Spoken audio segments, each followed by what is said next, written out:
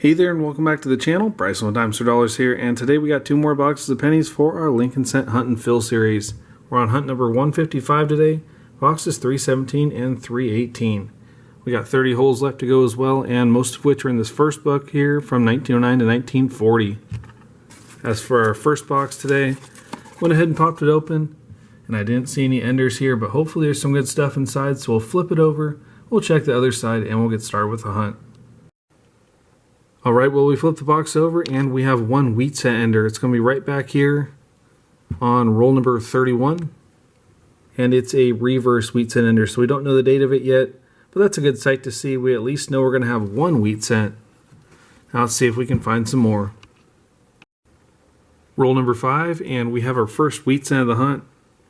And this one's going to be a 1944 from San Francisco.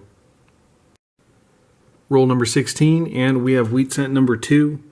This one's going to be a 1950 from Philadelphia. Roll number 20, and we have wheat cent number 3. And this one's going to be a 1957 from Denver. Roll 22, and we have wheat cent number 4. And this one's a 1942 from Denver.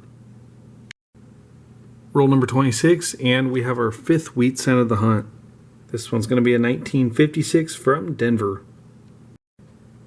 Well, we're now on to roll number 31, that wheat cent ender we mentioned at the start of the hunt.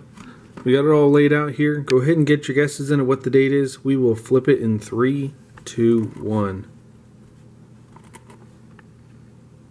And that is going to be a 30s wheat cent, 1936 Denver. And it's in really nice shape as well. That is awesome. We'll definitely have to check that one against the album at the end of the hunt. But for now, it's going to be another wheat cent for the board. And we got 19 rolls left to go in box 1. Roll 43, and this time we have an older Canadian cent. Let's see what the date is. And this one's going to be a 1964. Roll 49, and we have another 50s wheat cent. This one's going to be a 1953 from Denver. Well, we just wrapped up box number 1. It was definitely below average. We only had 7 wheat cents to show for it, but we did have that one 1936 Denver in really nice shape, so it was a pretty okay box overall. But box number 2 has me really excited because we have 3 wheat cent enders. We have one here on the very first roll. We have one on roll number 10, and those are both reverse enders. But what I'm most excited about is our wheat cent ender right here. This one has a date, and it's pretty clear. It's a 20s wheat cent ender, 1925 Philadelphia. That is super exciting. We have now found 2 pre-40s wheat cents just in this hunt alone on the ends.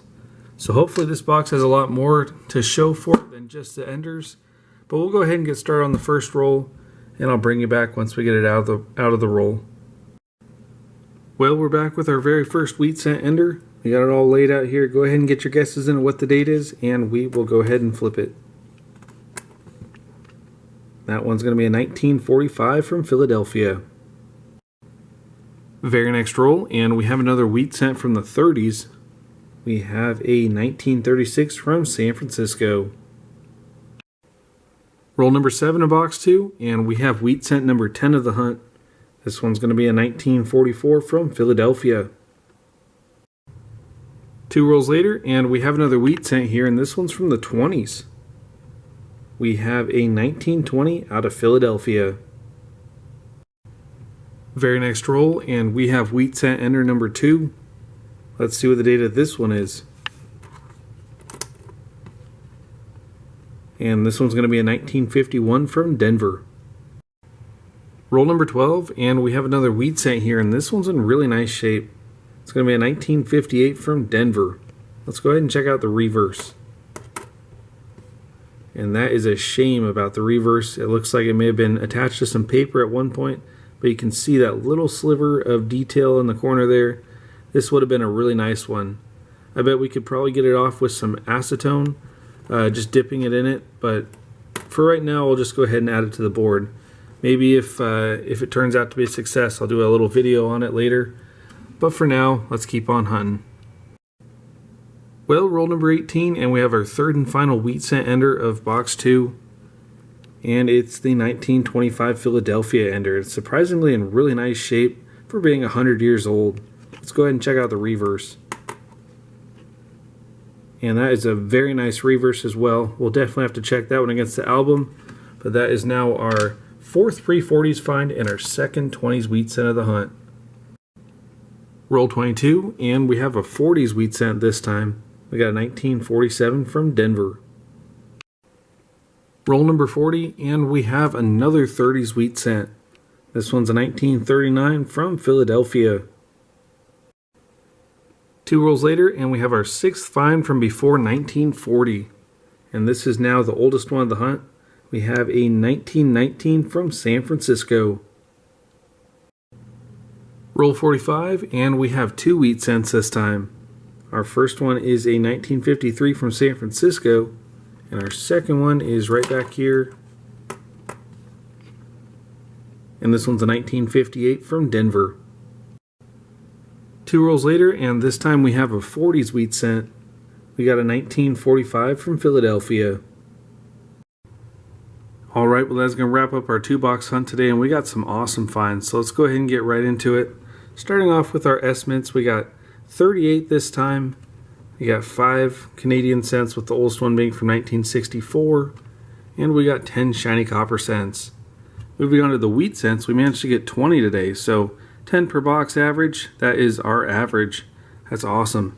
Starting off with the 50s wheat cents, we got 8. The best one being that 1958 Denver on top. We also got 6 40s finds and 6 from before 1940.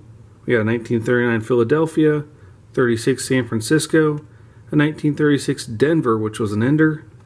We also had a 1925 Philadelphia ender, and we had a 1920 Philadelphia and a 1919 San Francisco.